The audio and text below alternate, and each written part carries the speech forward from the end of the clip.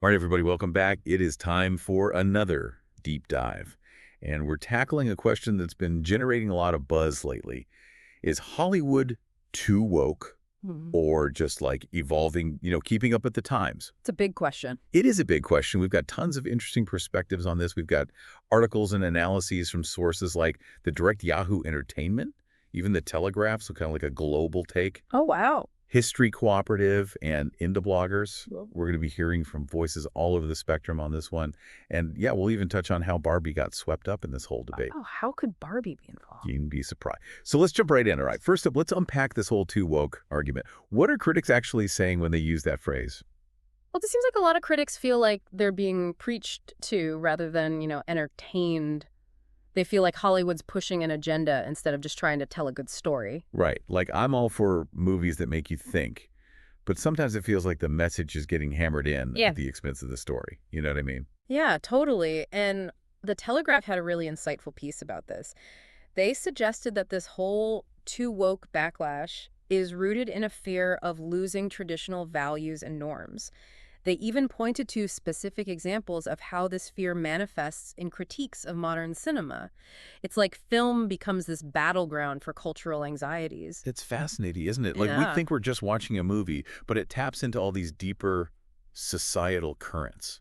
You know what I'm saying? Exactly. And it's not just about the content itself, it's about who has the power to tell those stories, whose voices are being amplified. And who gets left out of the conversation?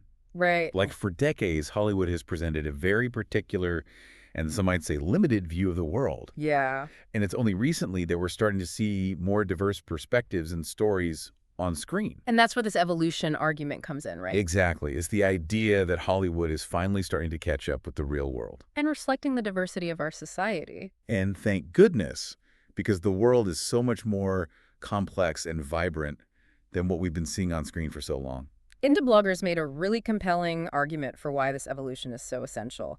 They said that showcasing diverse voices and stories doesn't just reflect reality, it actually enriches the storytelling itself. I love that. It makes total sense. It's about correcting this historical imbalance and expanding the kinds of narratives we see in film. Think about the massive success of movies like Black Panther or, the new Star Wars heroines. Those films shattered box office records, proving that audiences are craving this kind of representation. It's not just about doing the right thing, it's good business. Absolutely. And it's not just about box office numbers, it's about creating a more inclusive and representative cultural landscape. Totally. So let's get into some real-world examples of how this is playing out, Okay. starting with Disney's live-action remakes. Remember all the hoopla surrounding the casting of a black actress as Ariel in The Little Mermaid? Oh yeah, that sparked some really intense debates. Intense is an understatement.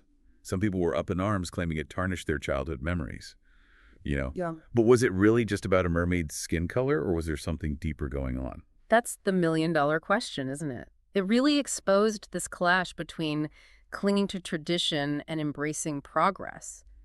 Reimagining these classic stories forces us to confront our own biases and expectations. What truly matters in these stories, and how do they evolve over time? Right. Like, why are we so attached to certain versions of these stories? It's a really interesting question. And speaking of sparking debate, the Oscars have also been under the microscope for their diversity initiatives. They've introduced new inclusion standards for nominations, which some people applaud as long overdue, Right. while others argue that it restricts creative freedom. It's really a debate about power dynamics within the industry.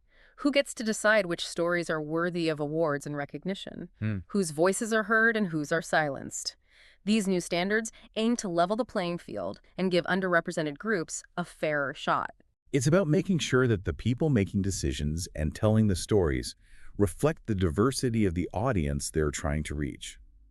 Now, for a topic that might surprise you, Barbie. Uh-huh. Who would have thought that a feminist icon would become such a cultural lightning rod? Yeah, the Barbie movie was really interesting because it tackled some pretty weighty themes like gender roles, societal expectations, Yeah. even poked fun at the patriarchy. Yeah. It resonated with a lot of people, but it also made some viewers uncomfortable. Which is interesting, right? Like even a seemingly light and fun film can ignite serious conversations about societal norms. Totally. It shows how deeply ingrained these issues are in our culture. So let's circle back to the core of our conversation here. Mhm. Is Hollywood trying to force an agenda down our throats, or are they simply reflecting the world we live in? maybe even trying to shape it through their stories. It's a bit of a chicken and egg situation, right? Definitely. And that's where this line between art and activism gets really blurry.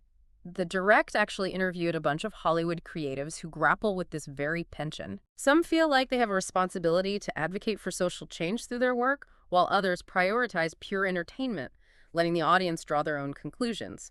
It's a complex issue with no easy answers. And Yahoo Entertainment brought up another layer to this whole thing.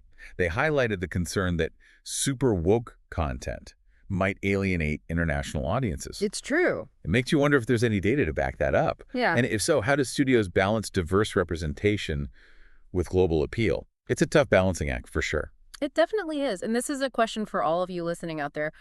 Where do you draw the line? When does a message feel authentic and when does it feel forced? How much responsibility does Hollywood have to reflect or shape societal values? It's a lot to unpack, and there are no easy answers.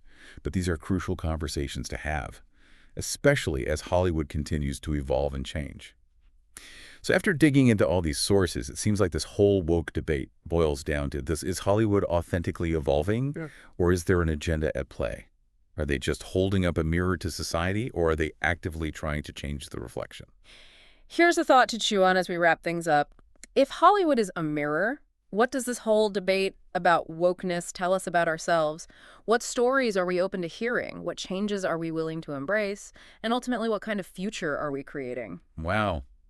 Okay, that's a lot to ponder. Yeah. Thanks for joining us on this deep dive, folks. Keep those brain gears turning, and we'll catch you on the next one. See ya.